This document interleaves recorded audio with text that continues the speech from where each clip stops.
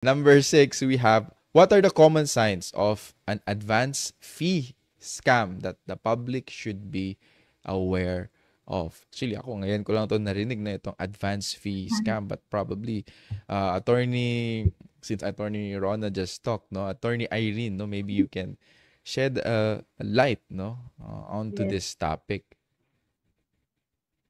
Yung advance Advance fee fee. scam, modus yung bago ngayon. Yung parang they will entice you to give your money by saying na maglo-loan, magbibigay sila ng loan sa'yo. For example, you need money, I can lend you 500,000, but in order to process your loan, you need to pay 10,000 Mm. first. Kasi ito yung processing fee ng ating loan. And then, once na send mo na yung 10,000 mo, parang sasabihin nila, ay, mali yung number na sinendan mo. Let's cancel that or you send again. Ito na yung correct number. And then magsisend ka na naman ulit kasi you're parang naghihintay ka doon sa loan na Mm. magagrant sa'yo, especially kung kailangan Mm. mo yung pera. So, nag-a-advance pay ka.